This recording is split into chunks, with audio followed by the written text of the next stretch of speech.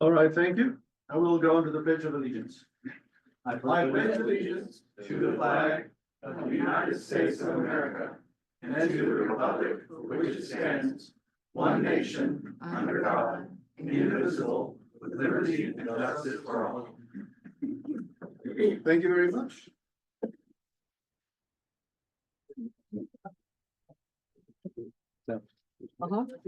You got it. All right, we do seem to have quite a full house today. Maybe we should make all our meetings start at 1 p.m. Wait a minute. Are there any public comments? Thank you for your presence and attendance here. None today? All right. Well, then I'd like to move on to asking Janine to handle recognitions, please.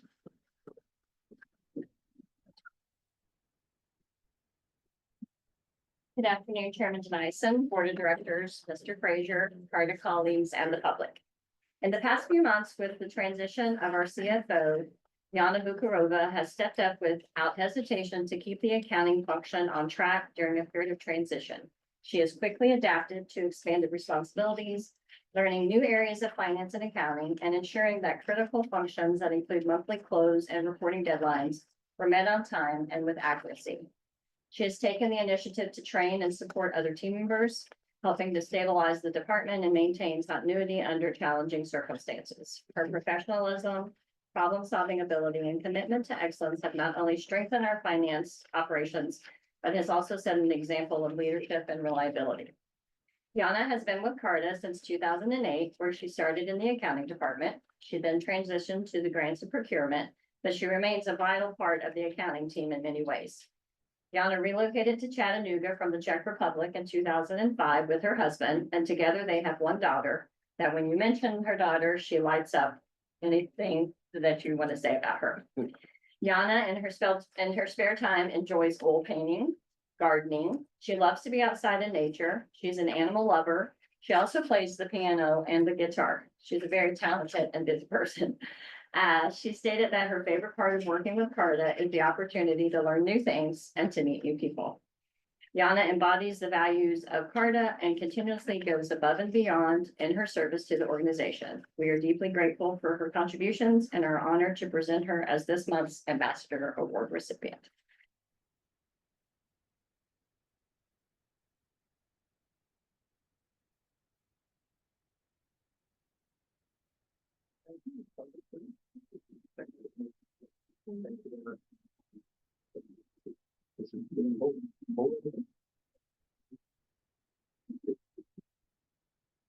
Okay, on three. One, two, three. Thank you. Thank you. Thank you. Congratulations.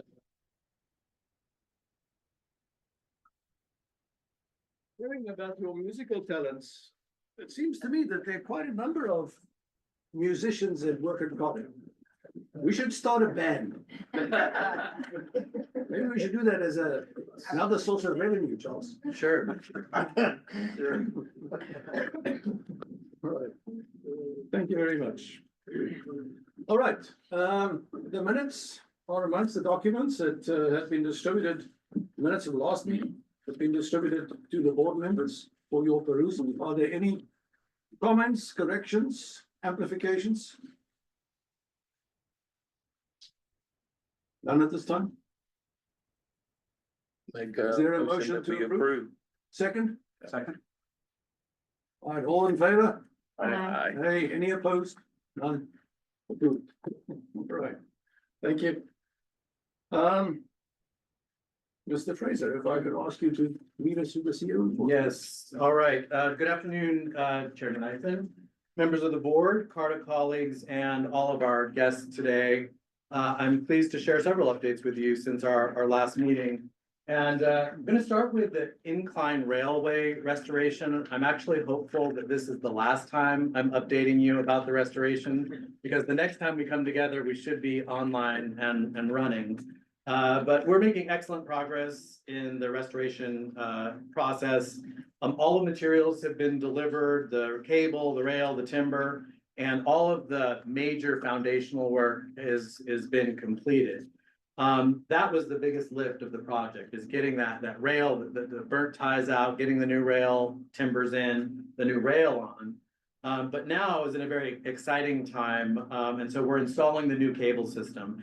And when I say we, I just want to be very clear, I mean, the incline team themselves, led by our director, Matthew Higgins, and our assistant director, Houston Duke, both of whom are absent from the meeting today, because they are literally on the side of the mountain, 72 degree steepness there.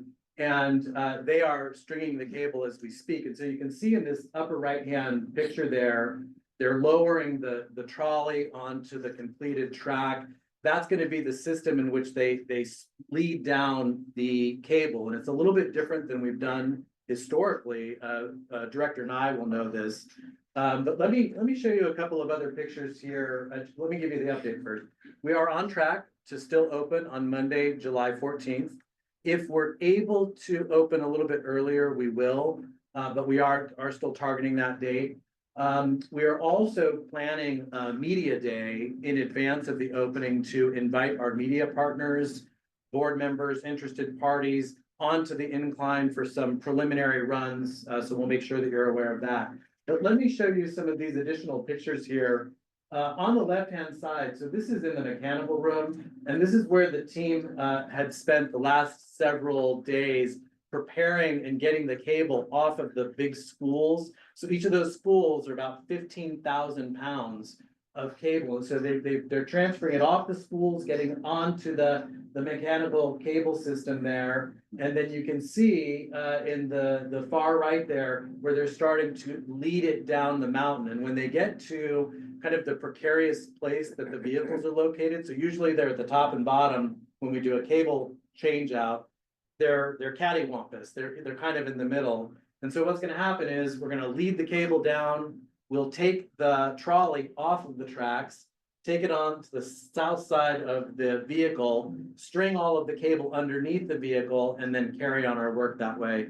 So all of that's underway. We are scheduled to have the cable completely installed by the end of the month in June. That includes kind of this shortening process. So as the cable is put into use, it will tighten up and stretch out a little bit. And so we need to go through and cut the cable 3 or 4 times. Bill's giving me some help there, but 3 or 4 times we'll go through that process. So that's the update on the incline restoration. One last note on that. We are continuing to determine what type of dry pipe system will be installed along the railroad ties. This will be some sort of mitigation. We're planning for water right now. We're hoping, though, that we can get approval to use specialized sprinklers that would allow for foam to be distributed. So should there ever be another fire situation, we can help mitigate that. In the meantime, our communications team is gearing up. Marketing efforts are underway. Ticket sales are now open for after July 14th. So all of that's going on. And we're looking forward to formally celebrating the completion of the restoration project. Any questions on this or comments from the board? Well, just quick question. While we have this downtime, are we going to remove any brush or overhang or grass or anything? Because I see some of that in the background. Just want to take that opportunity if we have it. Yeah, so the answer is yes. We have two things happening. You'll recall that we do have now a year-long easement with the National Park System, which gives us the capability to go in anytime during that year, clear everything off, number one. Number two, we'll be putting together a 5-year agreement that gives us an annual ability just to get in there. And then you'll see even in the capital budget, we do have a trimming service that will go in every quarter and clear all that extra vegetation out of the way. So yes. No problem. Okay, moving on. Let me give you an update on our first hour free parking program and the North Shore Shuttle Express. You'll recall that we implemented our first hour free pilot last year with 2 goals. Number 1, to increase the utilization of the garages, and number 2, to drive economic impact by encouraging people to visit downtown. So these charts are year-over-year comparisons for the month of May. And I'm going to walk you through what they're saying. I know it might be a little bit difficult to read. You have a copy in your packet though.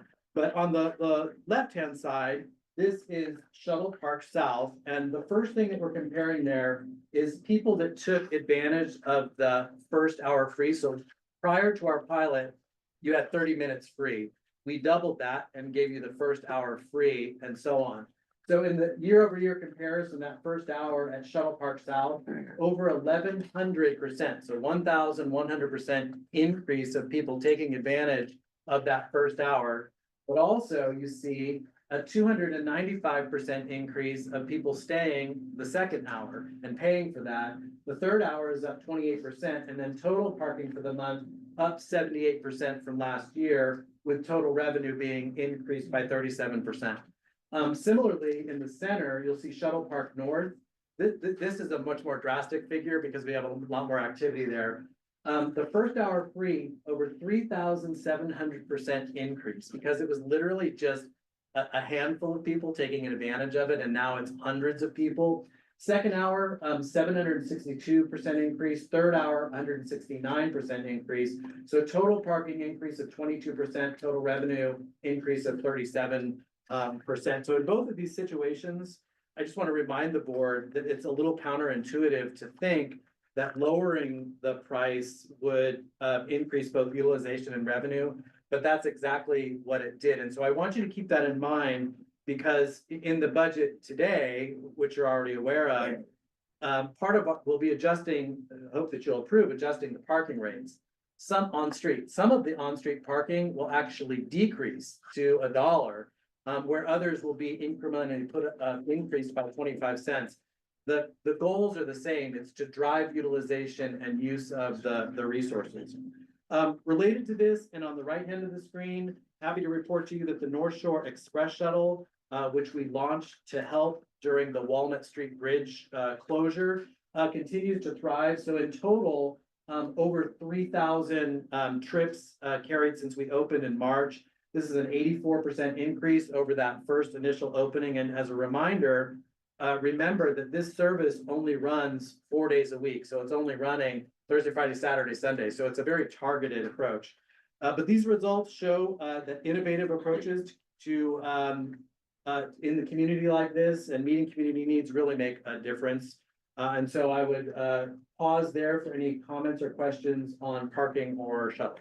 Just wanted to say, it might have been easier not to do this, and you did it, and it was bold and it was innovative, and look at the results. Rarely do you see results like this. They could have gone the other way, and I still would have commended you for trying. So thank you to you and your team for. The strategy certainly worked very well. Well done. I think we should expand on this, like the CEO should work the first week of the month for free. I mean, if the concept works, it works. I assume the board will consider that. I might have some comments during the discussion part of that before it ends them up. But I will say thank you for the kudos, but I do want to just make sure that you're aware of how closely we're working with the mayor's office on these types of initiatives.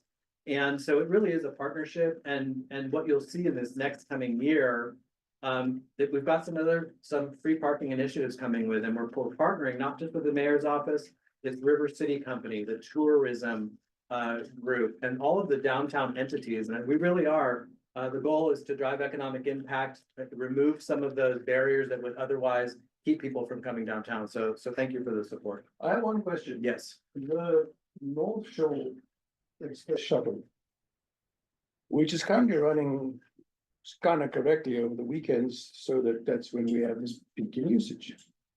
But is it envisaged that sort of in summertime, school vacation time, when we might have visitors throughout the week, to operate the service on more than just 4 days a week? The answer is that is not currently planned for this summer while we're piloting. However, it's something that we could look into. We generally see, just even the ridership now, since school has been out and since the tourism season is ramping up, we still see that the highest ridership days by far, Saturdays and Sundays. And that Thursday and Friday is still, it's still double digits, but the high ridership is definitely on the weekends. So we can analyze that and maybe consider a couple of opportunities to. Well, you would obviously only do it a little longer there. And since I'm not that familiar with the ebbs and flows of the tourism trade, I just thought to investigate. Yeah, we absolutely can do. Yeah. Okay, if no other questions, I'll move on here briefly. So this is a fun thing. On Friday, June 6th, we held our largest graduation ceremony to date, welcoming 21 new employees who will represent everyone at this table, everyone in this room, as Carta's newest ambassadors.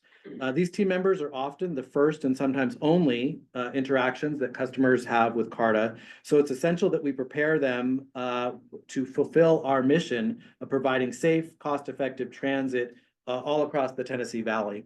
The ceremony was truly inspiring for those of you that were there. We saw our Chief Safety Officer, Mark Logan, who I saw earlier. He gave a very uplifting speech. We were all impressed. Followed though by our keynote speaker, Councilwoman Rakita Dotley, who was amazing as our keynote. She grew up riding our services. Her mother uses our services, her family very familiar. And so she was very good at articulating the independence that Carta gave her growing up. And she explained really just firsthand how important Carta is in our community. So we're all fortunate to have council members who know our service firsthand, use our service, and advocate for public transit. Attending this month, Chair Denison, Director Culp, and Director Evatt, you were all there, so I don't know if you'd like to add a few words of what you saw from your point of view. Well, firstly, it was really nice to see such a strong class of graduation.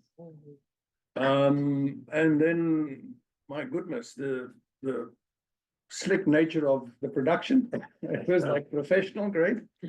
And the speeches were truly inspirational. My compliments to all the speakers, and I really enjoyed it. I'm glad that I was able to make it this time. Thank you for attending. You're here. It was a fantastic event. More people should attend every time this happens.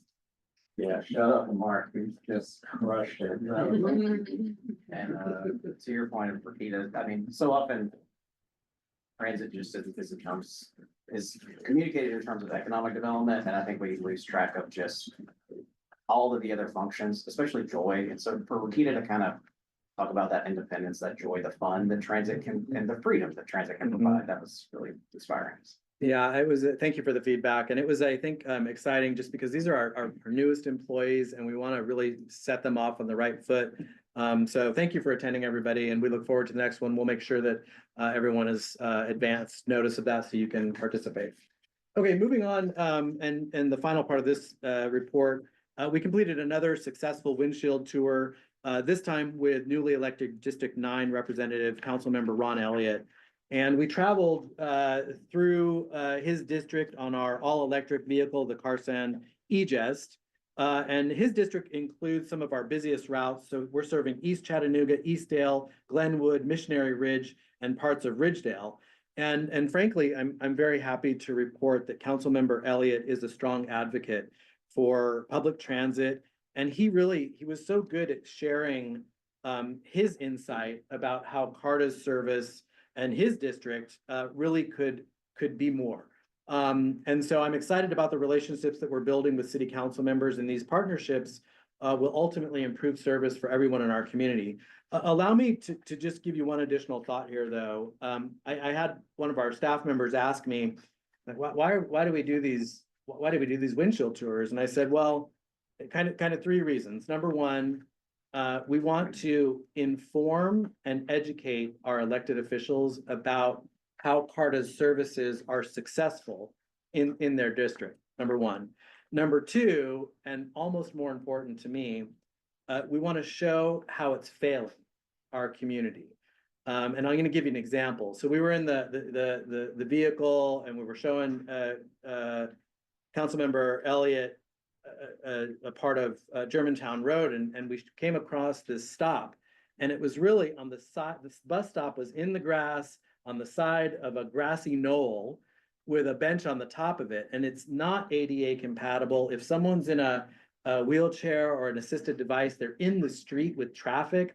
And so what we tried to create with him was this visual, like, a council member, please look at this and see why this is not good enough for people that want to have another alternative other than, their own personal vehicle. And so we're creating those visual opportunities so that they have these touch points when we're talking about budget and whatnot. And then kind of third and finally, we really want to hear from each of our elected officials about what's important to them. And so we kind of taking copious notes along the way and making sure that we're documenting the parts of town that they're interested in, what improvements they want to see, and what's on their agenda. So with that, that concludes my CEO report for this morning, and this afternoon, and I'll take any questions that you might have. Comments or questions? Well, thank you very much. Thank you. Comprehensive and informative as always. I had fully expected that your report would include information about the erection of a new bus stop along Highway 58 that I was delighted to see earlier this week. So something is happening. We'll give you an infrastructure report at the next meeting. That was really good to see. All right. Let's move on then to our next agenda topic, the consent agenda. All of which the statistical report and the two proposed agreements on parking have been distributed. Are there any questions or comments to the statistical report? My only question is about the new Brainerd circulator. And I know that we made a decision to not fully implement it in our guides, and I don't believe it's not present on the website because we didn't want to overpromise something that we would likely have to pull back when Mark pulled back. But my concern is, like, does anybody know if it exists? Is there a trade-off that we need to do a little bit better about getting the word out? The last thing I want is one of our best assets being one of our new buses, and additionally Dave just driving 40 hours a week and not necessarily getting enough people out there utilizing it. And I've had a good couple of great rides on it. I'm thankful that it holds bikes because that allows me to get from my house to our trail system, and it does some really cool stuff. But my only concern is I just don't know that it's really out in the world enough. So is there anything we can do to create more awareness while still communicating that it's likely to be pulled back, in the coming months? Yeah, I can field that if it's all right. I think a couple things, Director Abbott. Number one, so yes, we're using, I want to remind you, we're using an asset that is only temporarily available. So we don't have another vehicle today that we could put on that should we keep it going, which was why we kind of always thought it was going to be a temporary, would you see. Ridership has been okay. There's people that are taking advantage of it, but I don't think it's reached the numbers that we were thinking of. The people that we've been primarily advertising to are on the Car2Go service.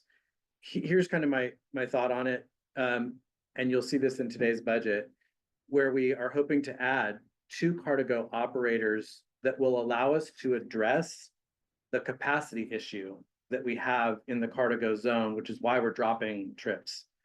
And the strategy in the shuttle was take this extra resource while we don't have anything else and put it in place. And what we want to replace it with is the appropriate tool to service the area. We have duplicate service in the area. So that's kind of the overall thought process behind it. And so I don't know if I'm answering your question directly. Could I ask a question that follows on Cole's? Yes. Remind me of the intended sunset date for this service. The sunset date will be August 15th. So I have great empathy with both points of view. No, they're not opposing points of view, they are describing the reality of the situation. If on the one hand, very few people know of it, likely you won't get many users. On the other hand, I fully understand that it's an interim service. But what if?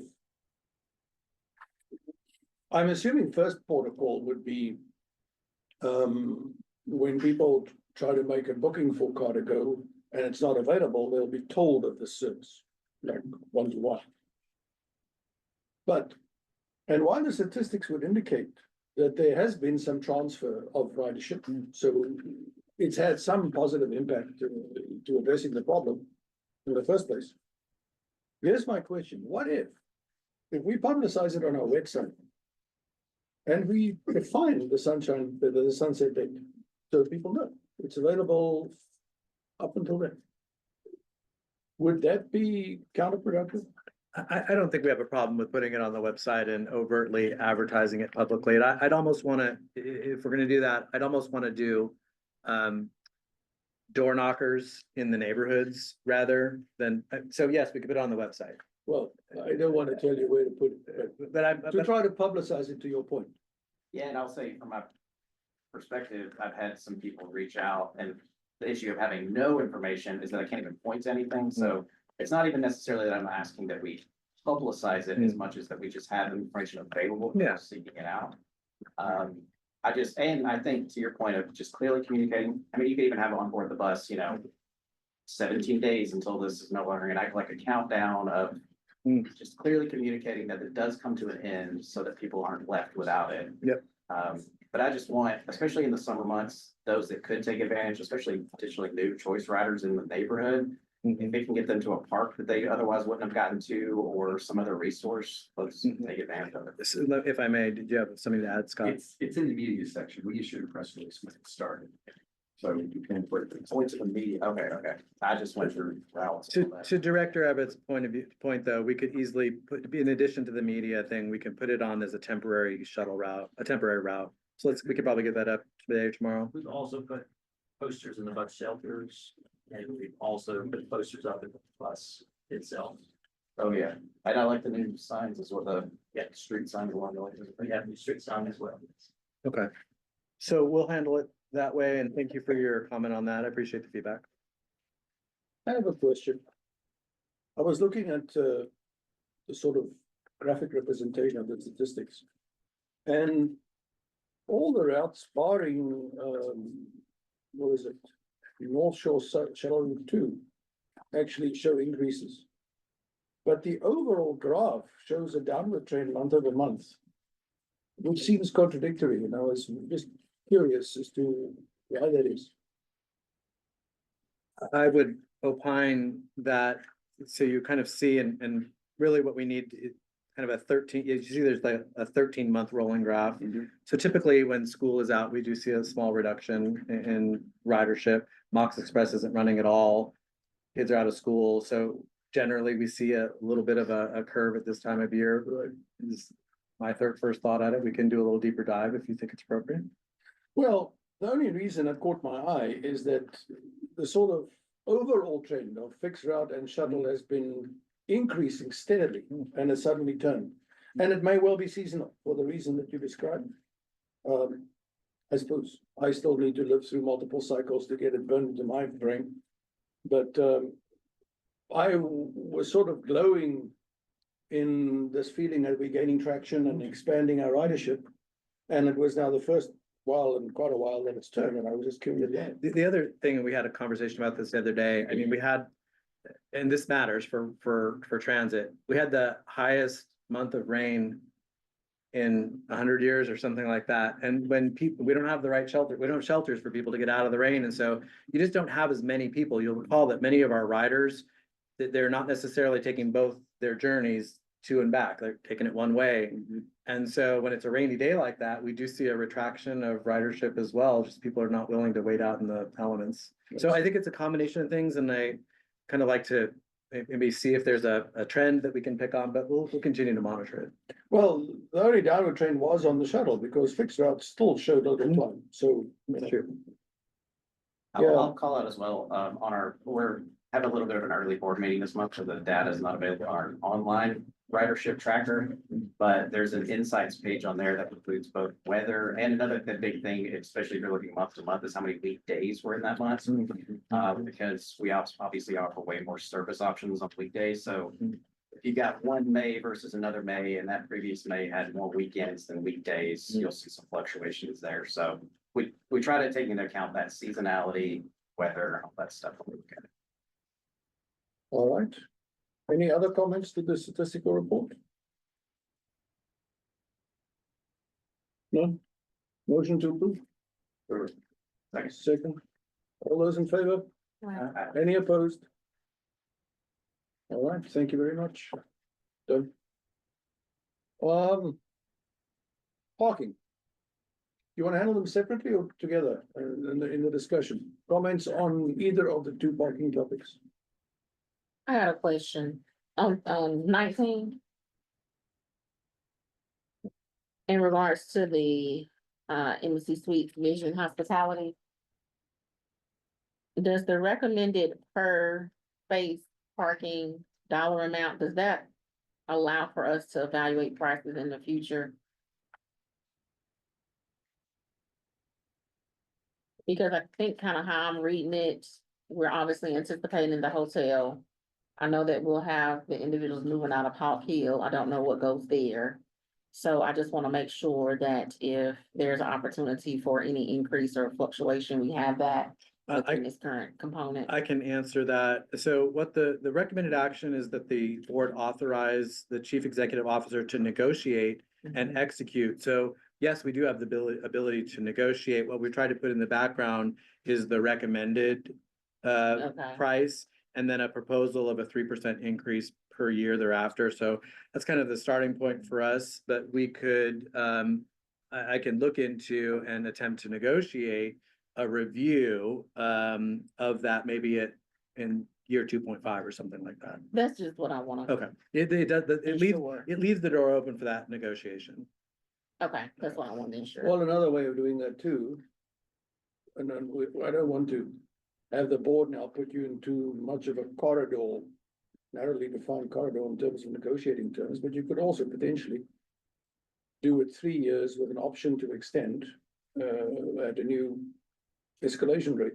You know, these are all permutations that we would ask you to look at. Yes, I will look at all those, and then I have my notes from the executive committee meeting where there were some other recommendations thrown out, and so I will take all of those into the negotiating table and see what we can get. Thank you for that. You're welcome.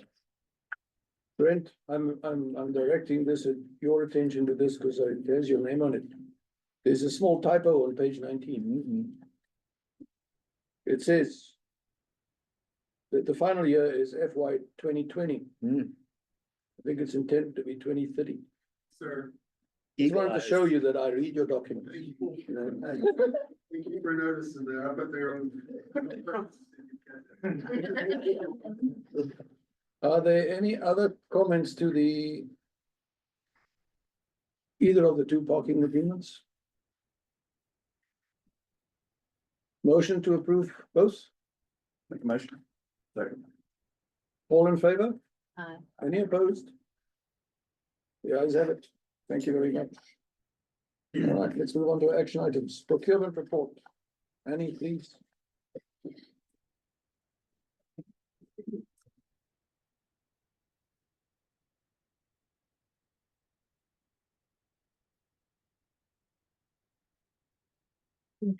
Good afternoon, Chairman Dyson, Board of Directors, Carter colleagues, Mr. Frazier, and the public.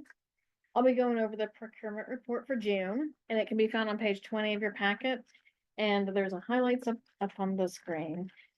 This month I'm bringing reports for sections A, B, and C, board approval of new procurements over 50,000, board approval of the use of the RFP process, and a report on sole source procurements. For section A, staff is requesting approval of a 5-year agreement for HVAC maintenance services. Staff is recommending that Carta enter into a contract with the Lee Company for a not to exceed amount of 160,000 over 5 years. This includes periodic service at Wilcox Boulevard, including our maintenance area, the incline upper and lower stations, Shuttle Park North, Shuttle Park South, and the Ray Evans Transit Center on East 12th Street. This procurement was completed through a request for proposals process. On January 31st, 2025, Carta released the RFP for maintenance services, advertised this procurement in the Chattanooga Times Free Press, included a link to the RFP on Carta's website, and sent the RFP to 7 firms. Carta then re-released the RFP on March 8th, 2025, as only one proposal was initially received. A second proposal was then received during the process. Carta utilized the following criteria as part of the request for proposals process: experience with the firm 40%, firm reputation 40%, and price proposal 20%.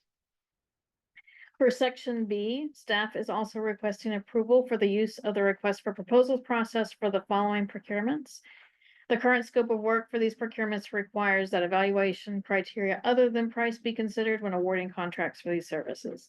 And these include maintenance, uniform rental and cleaning services, and bus advertising, graphics, printing, and wrapping of buses. For section C, I'm providing an update from last month's board meeting for the incline railway maintenance track work. The not to exceed contract price has been amended from 217,016 to 221,867. When determining the final not to exceed price, all materials had incorrectly been removed as Carta had purchased the timber directly, but there were some additional materials that needed to be included, including bridge hardware and concrete material. And this caused the price to raise by $4,000, $4,651. To summarize, staff is recommending the board approve Carta to move forward with a contract award associated with section A and approve the use of the RFP process for work outlined in section B. Section C is for your information. That includes my report, but if there's any questions, I'm happy to take them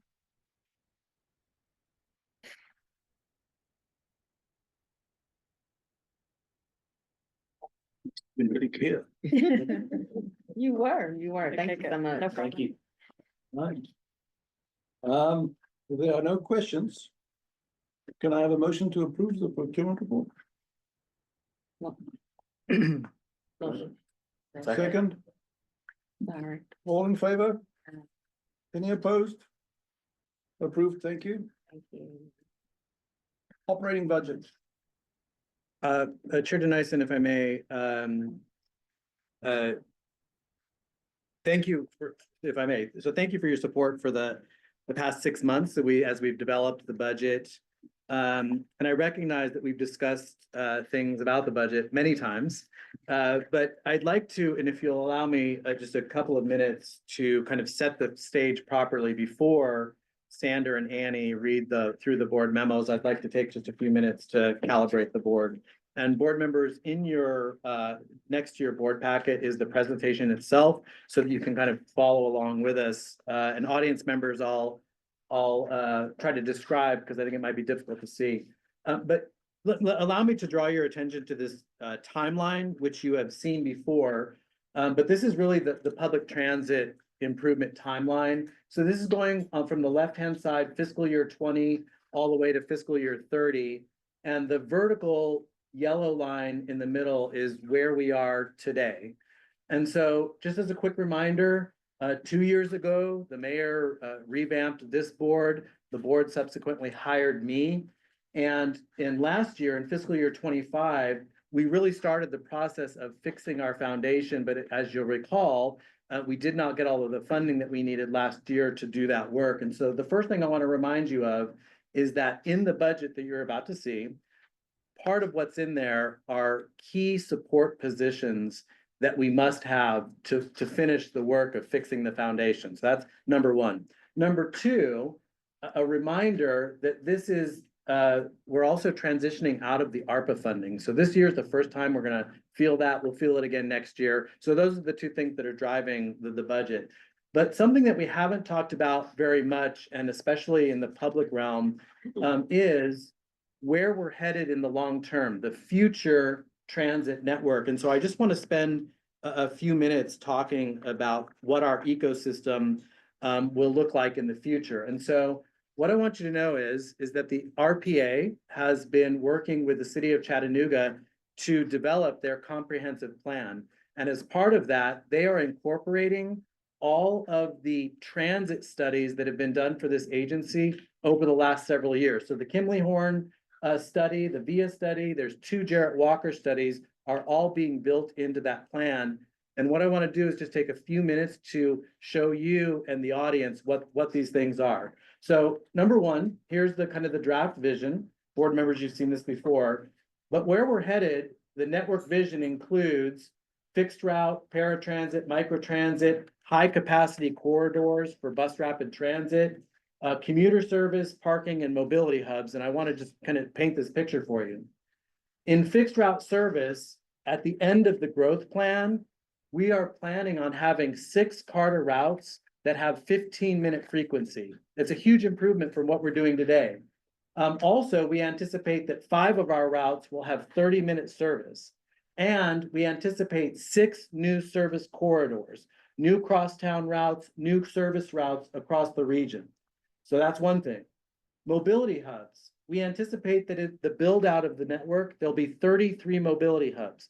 Mobility hubs are a tremendous resource, not only for our riders, which could give them a place to get out of the elements, a shelter. It could be a bike station, it could have real-time information, but also for our operators who need layover and recovery time, a restroom, time to get back on their feet and recover from the first part of their journey.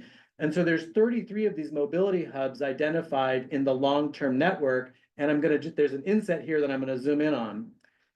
In the upper right-hand corner is the actual picture of the Eastgate Library. And you see that kind of grassy area there with 3 seats. But on the left-hand side is a concept of a mobility hub that has a shelter for our riders, bike rental, coverage that people can get out of the elements, real-time information.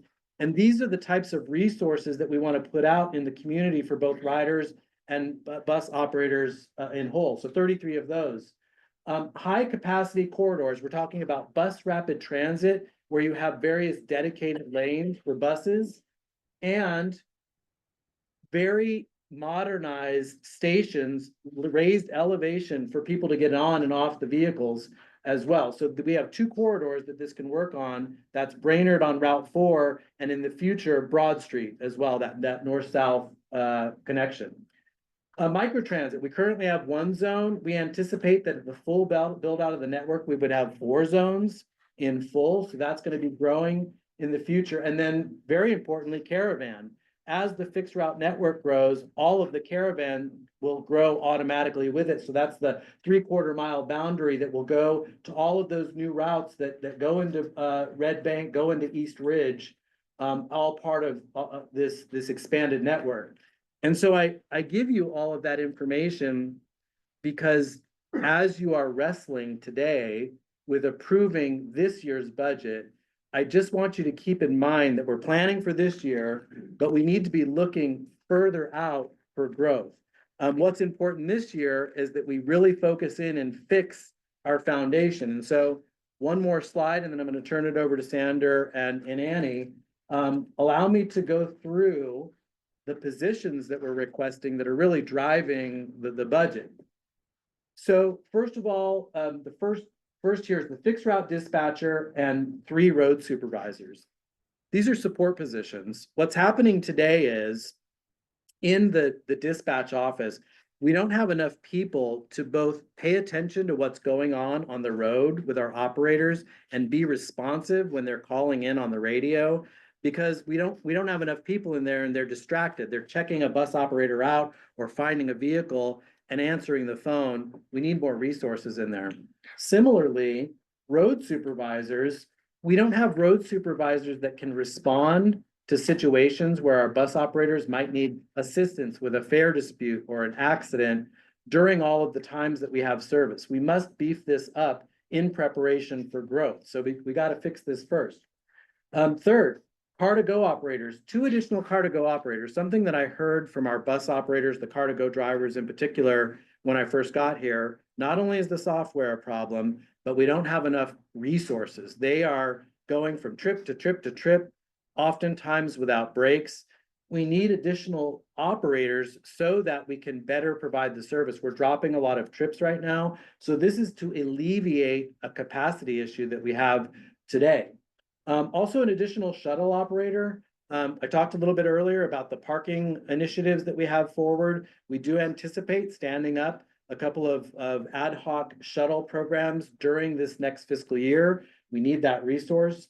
Bottom row, left-hand side, vehicle maintenance specialists to work on all of our electrical technology. This is not only our electrical vehicles, the real-time information, the security systems, all of that hugely necessary. We lack enough capacity to do all of that work. Very important, 3 positions here for our consolidated customer call center. It's a customer service manager that will be responsible for gathering and synthesizing all of our customer feedback. We don't have this role yet. We don't have a database, for capturing all this information, a call center dispatcher and a call service customer service agent. The goal here is to consolidate all of these resources. On one hand, we want to make sure that there's someone available to answer the phone during all times that we have service. We also, from a compliance point of view, need to be able to provide everyday scheduling for caravan trips. So this is giving us the ability to meet those requirements. Third on the bottom row, an IT specialist data officer. Everyone knows that we really lack innovation. This is a dedicated innovation specialist to corral all of our data, help us make data-driven decisions, automate all of our technology systems.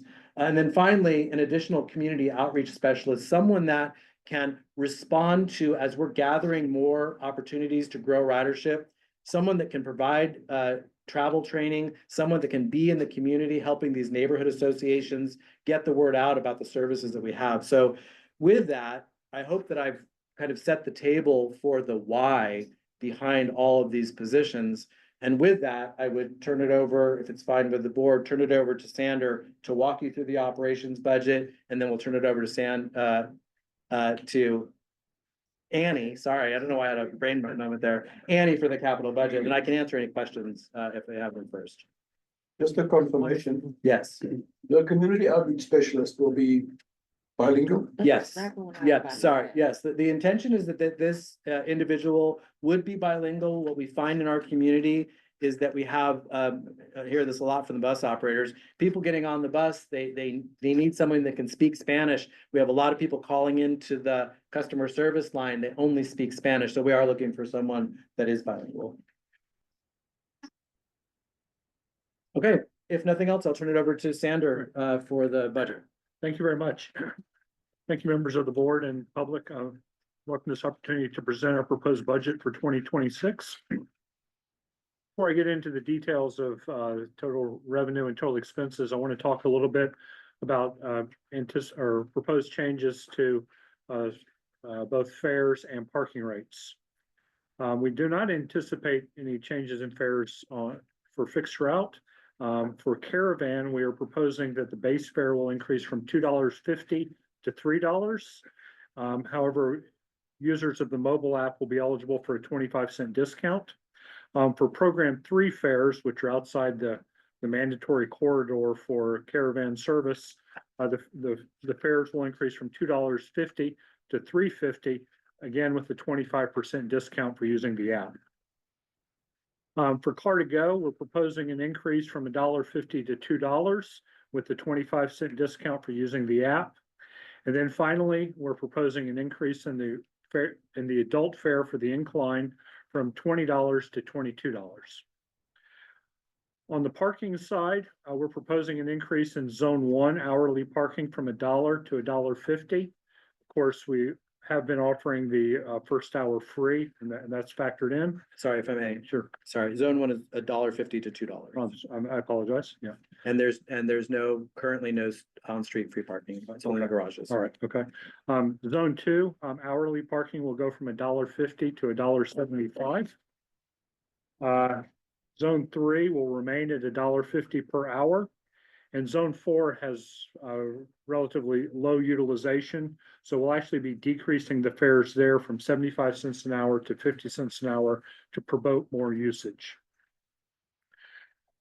Sorry, I'm sorry if I may. Please. I just want to make sure that we're being clear. For Zone 4, the decrease it's going from $1.50 an hour to $1 an hour. And then one other note, for all of the Caravan programs, in addition to the 25-cent discount, all Caravan riders will be able to ride fixed route fare free. So that's part of the package that we're putting together. Sorry, I wanted to make sure. Thank you very much. I appreciate it. All right. With that, I'll switch over. That is not the case today.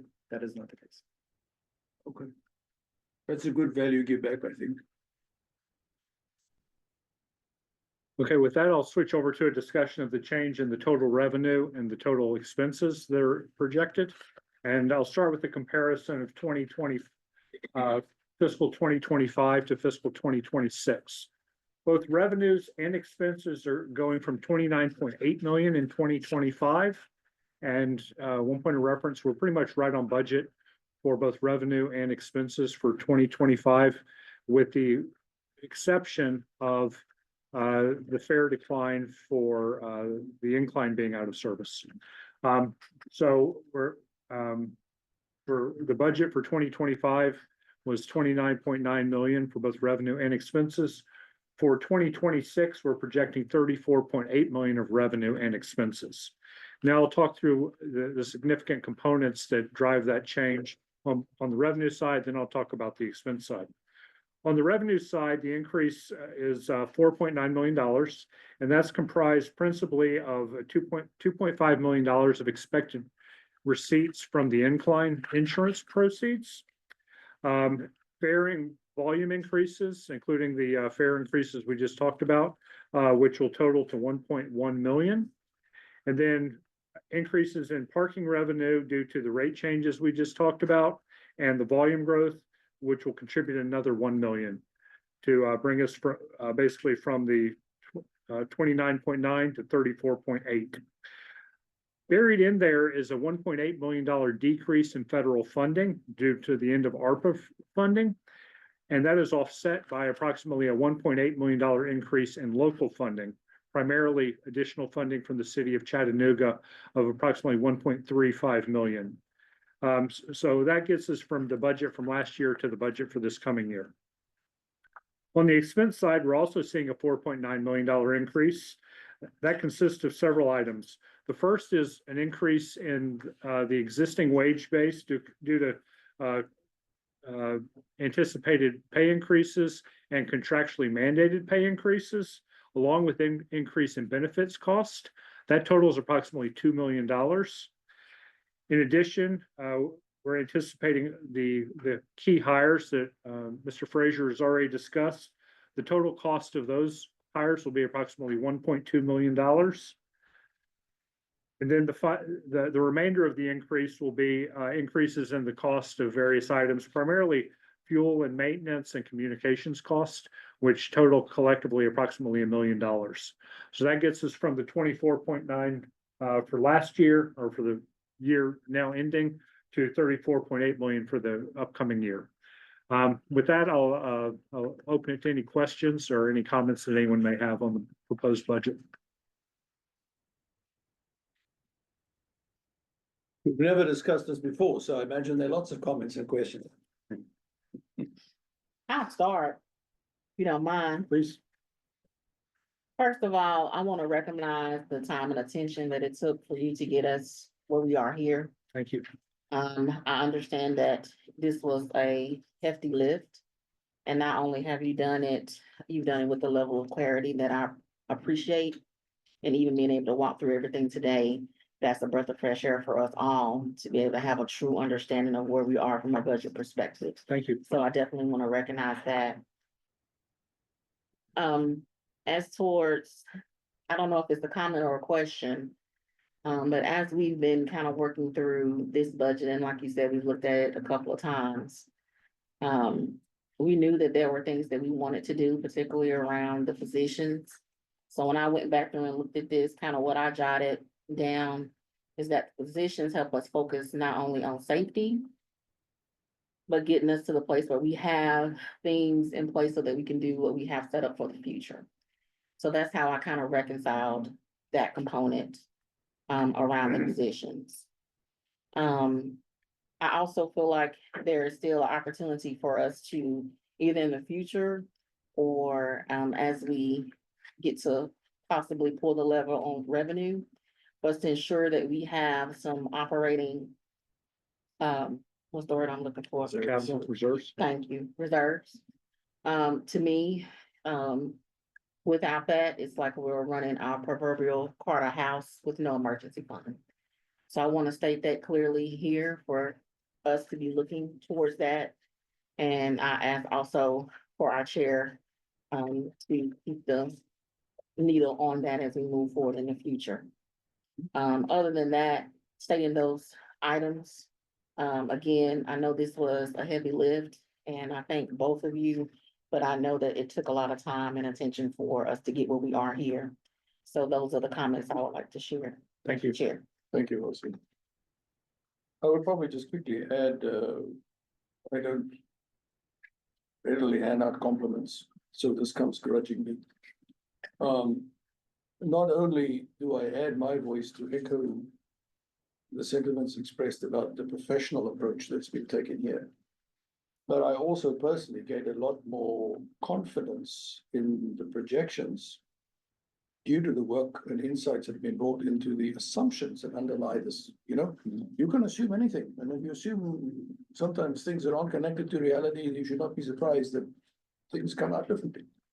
And I think the work that has been done, and that's not so visible in these numbers, the work that's been done to kind of solidify those base assumptions should not be glossed over as well. Yeah.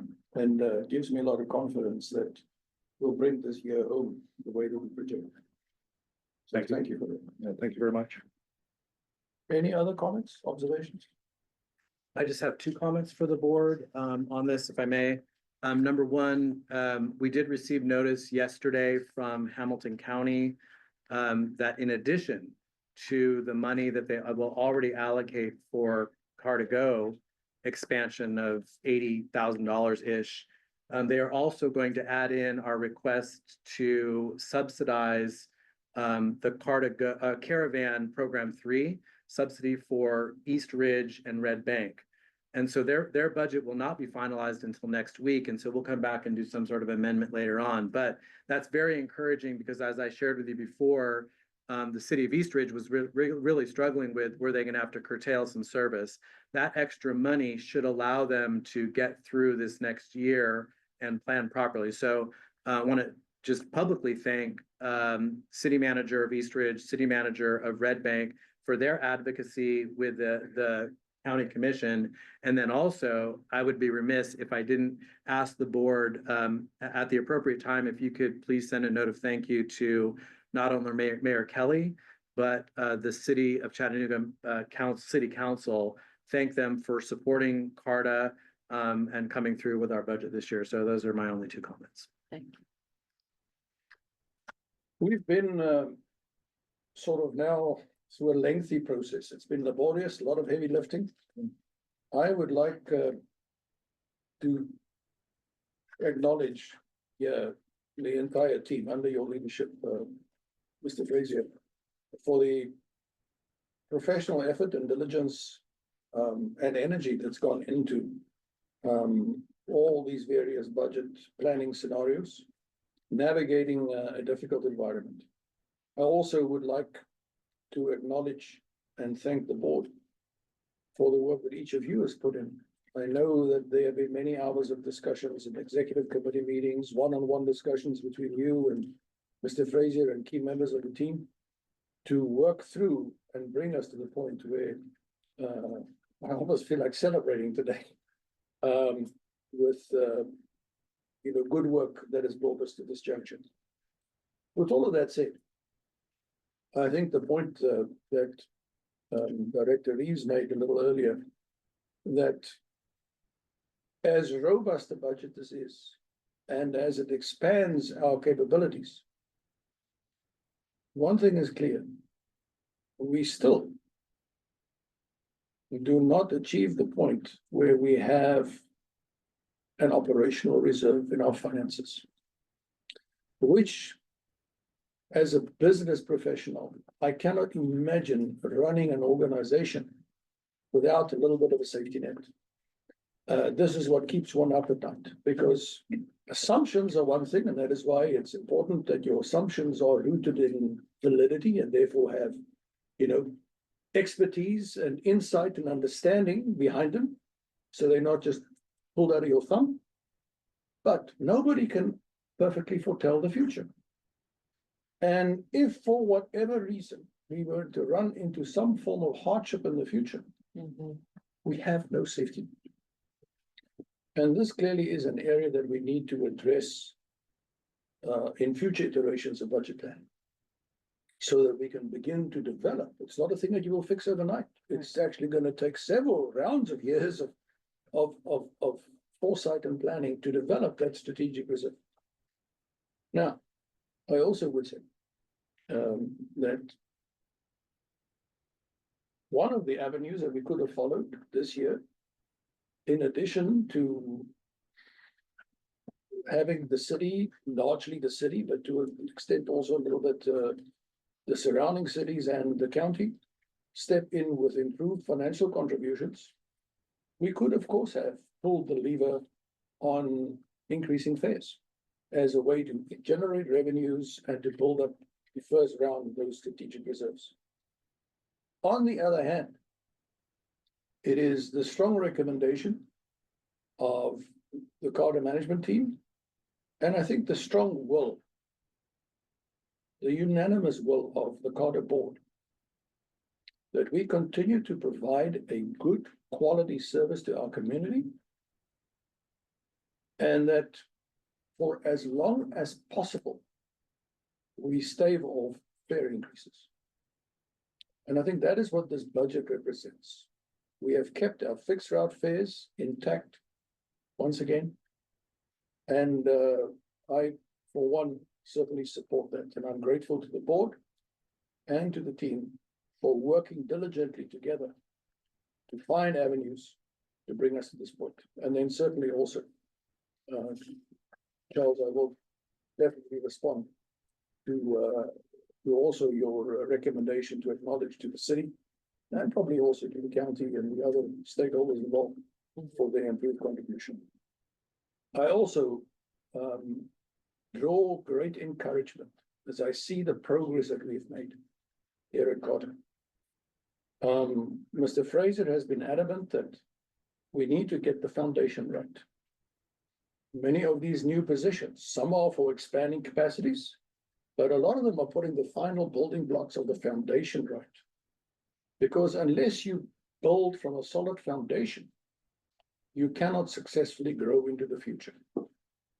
Now, it has to be said that the vision that Charles has articulated and some of the avenues of providing route expansion, higher frequency, the mobility hubs, all these things, those are still for us directional objectives.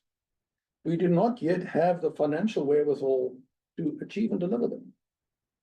But once we are in a position to continue to show our credibility, to continue to show that we manage the resources that have been entrusted to us in a manner that is professional and proficient, and that we continue to serve the community with a quality service, as we get more demand and ridership continues to increase, so we will begin to build that solid foundation for growth. And it is that foundation for growth that I think we must recognize that it is also essential that we manage structural costs in terms of headcount and indirect hits versus capacity expanding direct hits. And while I, for one, absolutely personally support this budget proposal, I would want to ask that that be an area that we continue to keep a very clear focus on. And one of the things that I am so encouraged by, if I compare where we are today with when I first arrived at Carter 2 years ago, most of us arrived here 2 years ago. The progress that has been made, not only in building this foundation and getting this organization to operate professionally and really robust financial planning, but in the improvement of the relationship between Carter leadership and the workforce. And here I really want to acknowledge and thank President Strickland for your leadership as well, and your partnership as we try to work together to build a better Carter for all our stakeholders, our community, our employees, and everybody who's interested in seeing the success of Carter. I was really struck by the message that you delivered at the City Council when we were all there, you know, campaigning for Carter's fair share of allocation of scarce city resources. I could hardly imagine that would have been a realistic expectation a couple of years ago. And I think that demonstrates very strongly too not only your partnership, but your heartfelt commitment to the success and the mission of Carter. And to you and your colleagues, I say thank you. I appreciate it. Thank you. Touched on the point that we want to work towards the ability to build up a strategic operational reserve. Cost containment must continue to be, of course, as I expect, a strong area of management focus.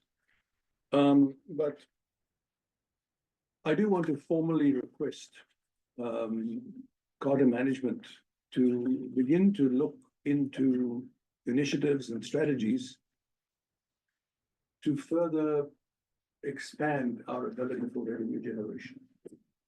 Whatever those might be, we don't need to get prescriptive here, but I think that it is going to be imperative. We want to continue to stave off fare increases for as long as possible, that we look for other forms of revenue generation so that we can continue to grow and deliver a quality product to our community, but that we can also fund our future.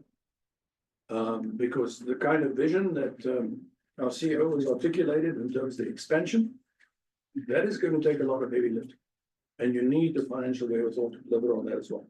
And no doubt, as we continue to build our credibility with our stakeholders, I would expect a willingness from the city and the county side and the surrounding cities to continue to invest in the services that support the community. But we too will have to generate our own means to help ourselves accomplish that objective. And kind of on a separate note, but linked to that, I want to formally inform the board that Carter has been approached by the city of Lookout Mountain, who have expressed concerns about the financial implications of continuing to provide the support services to the incline. Sort of general numbers that are flying around as 250,000 people go up to the top of the mountain. They generate demands on refuse removal, the fire services with the history of the recent incline fire and many others. I don't want to go into all the details. And so they are looking to us to find a way to offset those costs that are, in their opinion, incurred on our behalf. Now, we haven't had a great deal of transparency into those costs. And to be frank, I don't know how many of them are real and how many are imagined. But nevertheless, this is a situation that we are confronted with. Mr. Fraser and I had a meeting with the mayor and one of the council members on this topic, just to try to gain an understanding.